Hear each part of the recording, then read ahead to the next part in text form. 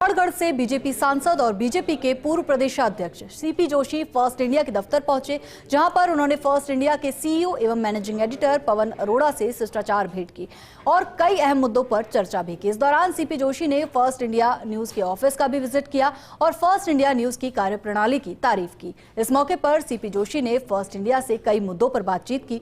21 जुलाई से शुरू हो रहे मानसून सत्र को सीपी जोशी ने ये कहा कि ये अहम सत्र है और इसमें कई अहम विधेयक पास होंगे। सीपी जोशी ने इस दौरान कहा कि भजनलाल सरकार राजस्थान के विकास के लिए प्रतिबद्ध है। केंद्र की मोदी सरकार और राज्य की भजनलाल सरकार मिलकर राजस्थान के हर वर्ग के हित में काम कर रही है। सीपी जोशी ने फर्स्ट इंडिया से बातचीत में कांग्रेस पर भी निशाना साधा। इस मौके पर सांसद सीपी जोशी से खास बातचीत की एसोसिएट एडिटर श्वेता मिश्रा अवस्थी ने। आज फर्स्ट इंडिया ऑफिस में बेहद खास मेहमान मौजूद हैं। चित्तौड़गढ़ सांसद सीपी जोशी जी हमारे साथ हैं। सर, बहुत स्वागत है आपका। चैनल आपने विजिट किया और क्योंकि आप हमारे साथ हैं तो ऐसे में कुछ बातचीत भी हो जाए।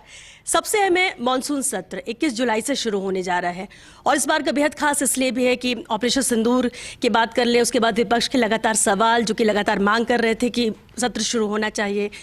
कितना अहम रहने वाला है ये सत्र राजस्थान के लिहाज से भी? देखिए, मैं सोचता हूँ पार्लियामेंट का हर सेशन बहुत इम्पोर्टेंट होता है जी। उसमें देश भर के कई बिल्स भी आते हैं कई विषयों पर चर्चा भी होती है। तमाम पॉलिटिकल पार्टियों का एक ही नज़रिया होना चाहिए, क्योंकि वो एक ऐसा प्लेटफॉर्म है जिसमें सब लोग अपनी बात को निष्पक्ष रूप से रख सकते हैं।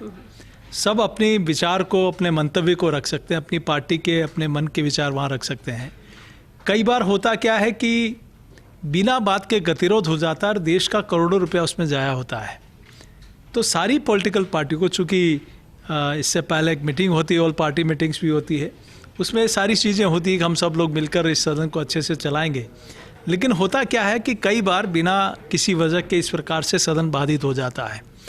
तो मैं तो यही एक एज ए पार्लियामेंट मेंबर यही मन में रहता है कि सब लोग, सारी पॉलिटिकल पार्टियां मिलकर सदन को अच्छे से चलाएं, सारे विषयों को रखें, क्योंकि पूरा देश देखता है कि आप क्या बोल रहे हैं, आपकी पार्टी क्या विचार रखती है, आप क्या विचार रखते हैं, आपका क्या मन है। तो वो सारी चीज़ें आपका सदन के पटल पर आ जाती है। सदन बाधित होना, कहीं न कहीं उस सदन की कार्रवाई को रोकना और कहीं न कहीं उन विचारों को बाधित, देश के सामने पहुंचने से बाधित करना। तो ऐसे में सबसे अच्छा ये रहेगा कि सभी पॉलिटिकल पार्टियां मिलकर सदन को अच्छे से चलाएं, अच्छी प्रोडक्टिविटी हो, सब लोग सदन में अच्छे से पार्टिसिपेट करें और अपनी बात को रखें। सीपी जोशी जी, क्योंकि प्रदेश अध्यक्ष पे आप रहे हैं और वो वक्त ऐसा था कि सत्ता में वापसी करनी थी और आपके नेतृत्व में कामयाब भी हुए।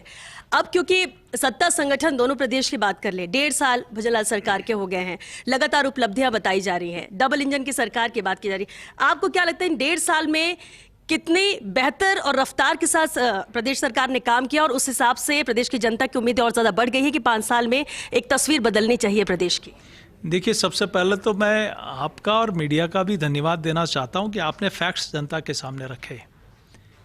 पिछले 5 वर्षों में क्या हुआ, 1.5 वर्षों में क्या हुआ, ये फर्क सरकारी आंकड़े तो दिखाई रहे हैं, आप लोगों के माध्यम से भी राजस्थान की जनता देख रही है कि मुख्यमंत्री श्री भजनलाल जी शर्मा के नेतृत्व में राजस्थान ने हर क्षेत्र में एक इतिहास बनाया है। आप ये देखें कि ERCP की योजना की लोग सिर्फ बातें करते थे, उसको ज़मीन पर लाने का काम सबसे पहली बार हुआ।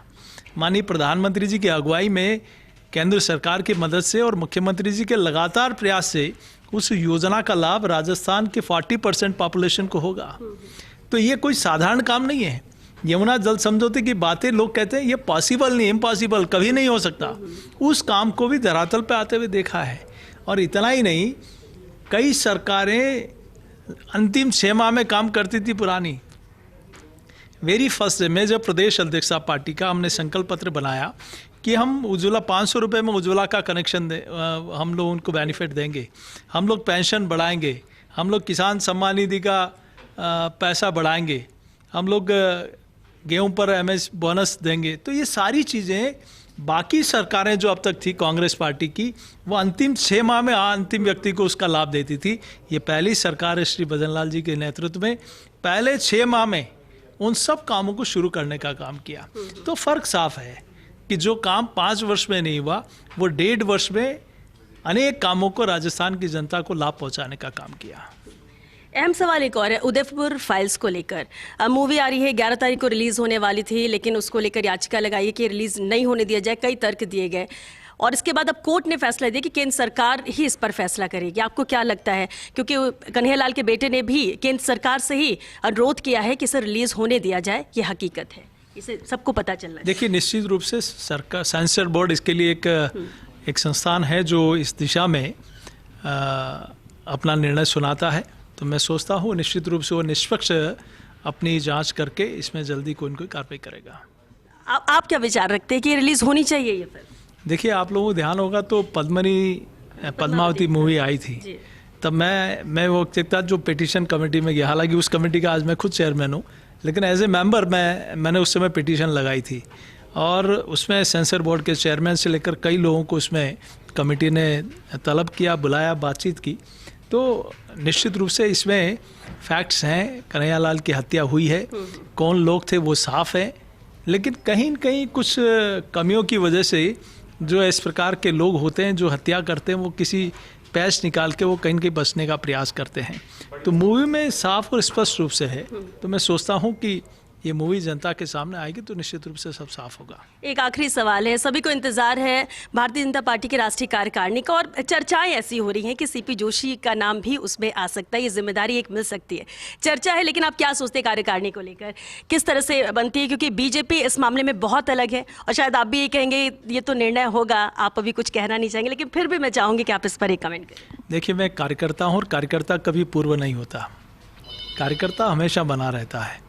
तो मुझे तो पार्टी ने जो सम्मान दिया है एक साधारण कार्यकर्ता को, तीसरी बार मैं सांसद हूँ, पार्टी का जिलाध्यक्ष रहा, प्रदेश अध्यक्ष का, युवा मोर्चा का प्रदेश अध्यक्ष रहा, अब as a member of parliament में अच्छे से काम कर रहा हूँ और पार्टी जो भी काम देती है उसको करता हूँ और आगे भी जो पार्टी काम देगी, मैंने कभी अपेक्षा नहीं पाली। मिला नहीं मिला, कई प्रकार की परिस्थितियाँ होती है, स्थितियाँ होती है, लेकिन पार्टी जो भी दायित्व देगी मैं कभी अपेक्षा नहीं करता। मेरे जैसे और भी अनेक लोग हैं, मेरे से ज़्यादा योग्य लोग हैं, कई लोगों को इसमें दायित्व मिलना चाहिए। तो पार्टी जो भी निर्णय करेगी हम लोग इसको स्वीकार, लेकिन एज ए कार्यकर्ता हम लोग हमेशा पार्टी के लिए काम करते रहेंगे। बहुत शुक्रिया सीपी जोशी जी बातचीत के लिए। तो सीपी जोशी जी को आप सुन रहे थे, जिनका साफ तौर पर कहना यह है कि बीजेपी में कार्यकर्ता ही सबसे मजबूत होता है और कार्यकर्ता को अलग अलग जिम्मेदारी मिलती जाती है, लेकिन कितने भी बड़े पद पर पहुंच जाए, बीजेपी का बड़े से बड़े पद में भी बड़े से बड़ी जिम्मेदारी निभाने वाला भी अपने आप को कार्यकर्ता ही मानता है और वही सीपी जोशी का भी कहना है। लेकिन साफ तौर पर मानसून सत्र को लेकर जरूर उन्होंने कहा कि बेहद अहम है और इस बार का भी सत्र बहुत खास रहेगा, राजस्थान के लिहाज से भी बेहद अहम रहने वाला है। कैमरा पर्सन यश के साथ Shweta Mishra Awasthi, first India news, Jaipur.